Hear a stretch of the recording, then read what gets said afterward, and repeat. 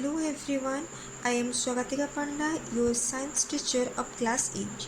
In previous section of chapter 1, we had already taught some of agricultural practices, that is preparation of soil, sowing and adding manure.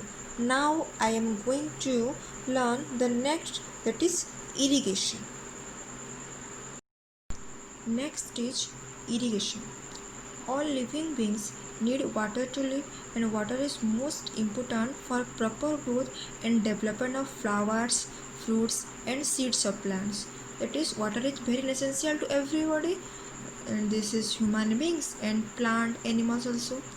Along with water, minerals and fertilizer are also absorbed, and plant contains nearly 90% of water, and water is essential because the germination of the seed does not take place under dry condition, and it needs water along with nutrients also.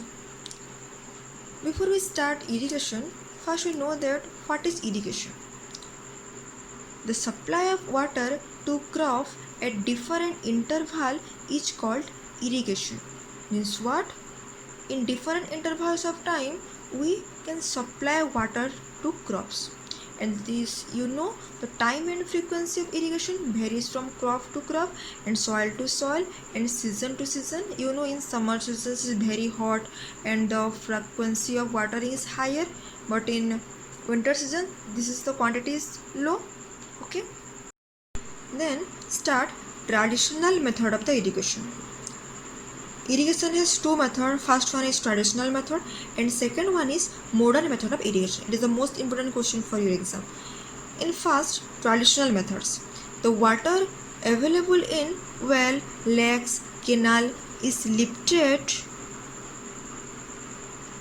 off by different methods and different regions for taking to the fields. The first one is a cattle or human labor is used in this method. In this traditional means in village time, cattle or human beings are used in these methods. In traditional method of irrigation, cattle and human labor are used, and these methods are more cheaper but less efficient. The various traditional ways are what? Mode means this. Okay, then chain pump.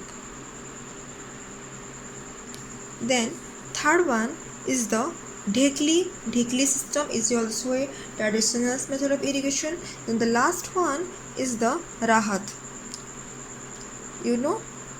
Okay. Then pumps are commonly used to lifting of water. Pumps. This is the commonly used for lifting water.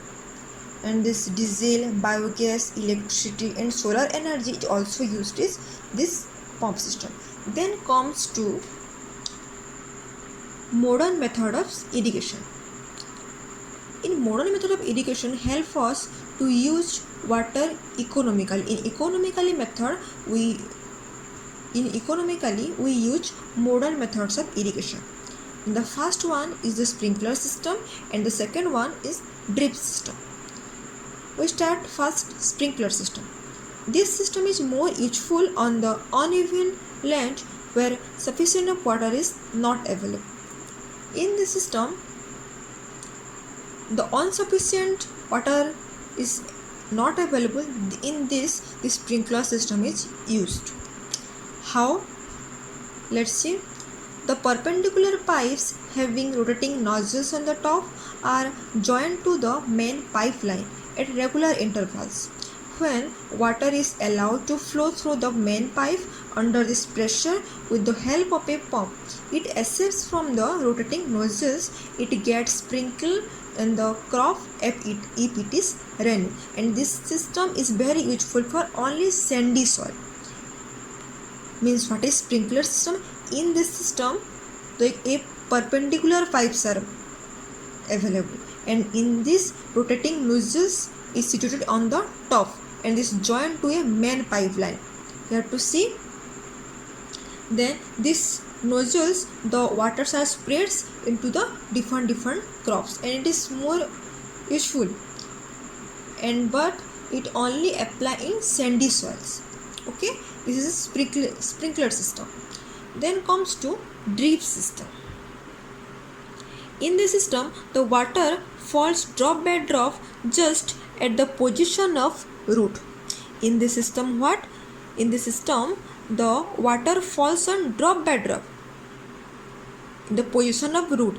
In the roots, the water fall from drop by drop. So it is called drip system. It is the best technique for watering fruits plant. It is the best technique in watering fruits plant, that is gardens, flowers, trees.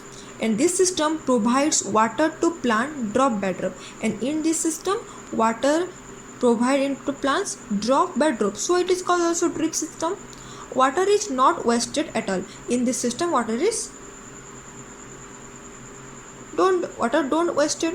It is a boon in region where availability of water is poor. It is applied when the availability of water is poor. This is drip system. It is the most important question. The modern methods of irrigation. The next one is protection from weeds. First we know what is weeds. Okay. In a field, many other undesirable plants may grow naturally along with the crops. You see, you're in a backside some home, backside of field. In the field also, unnecessary, undesirable plants. These are called weeds. The removal of weeds is called weeding. What is weeding? Weeding is a process of removal of weeds. And this weeding is necessary since weeds compete with the crop plants for water, nutrient, space and light. Thus, they affect the growth of the crops. Some weeds interfere even in harvesting and may be poisonous for animals and human beings. In these weeds, it's very poisonous for animal and human beings also.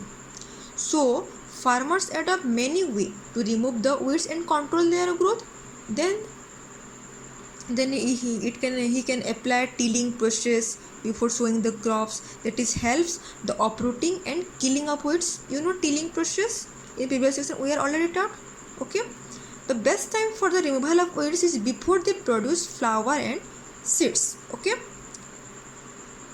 and this manual of removal includes a physical removal of weeds by uprooting or cutting them close to the grounds from time to time. This is done with the help of the khurpi, and the seed drill is also used for uproot weeds. The removal of weeds that is done by a khurpi and by the seed drill system. Okay, then weeds are controlled by using certain chemicals, that is weedicides. What is weedicides? It is a certain chemicals. Then weeds are controlled. What is 2,4-D? 2,4-D means 2,4-dichlorophenolic acid. This is a chemical. Okay, that is in these chemicals weeds are removed.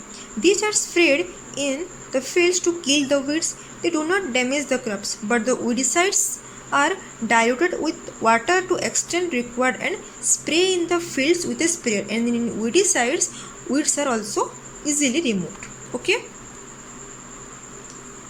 And but is this the spraying of the weedicides are most effect of the health of farmers, so they should use their chemicals before very careful, and they should use this chemical very careful, and they should cover their nose and mouth with a piece of cloth during spraying these chemicals, so that these chemicals does not enters to his body. Okay.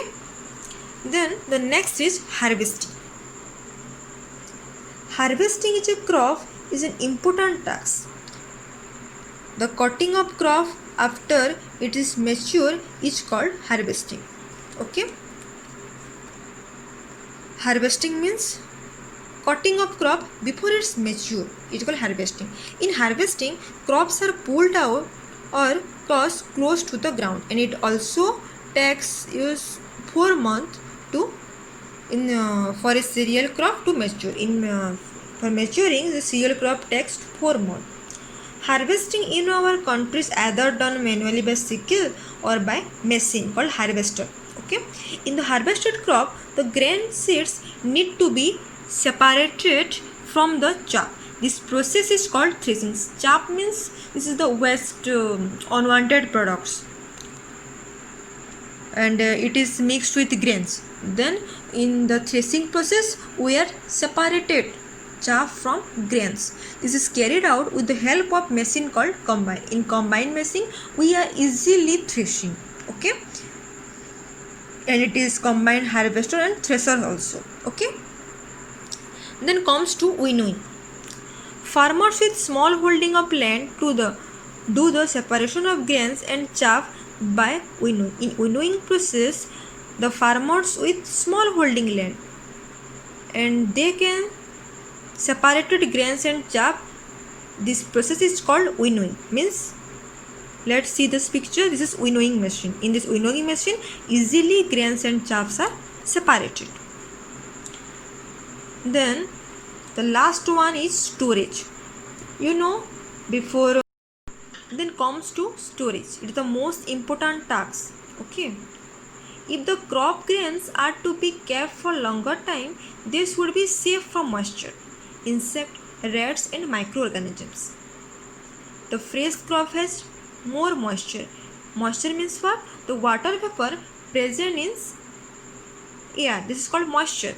And if freshly harvested grains are stored without drying, then they may get spoiled or attacked by organisms, losing their germination capacity. What if the grains are stored without drying? The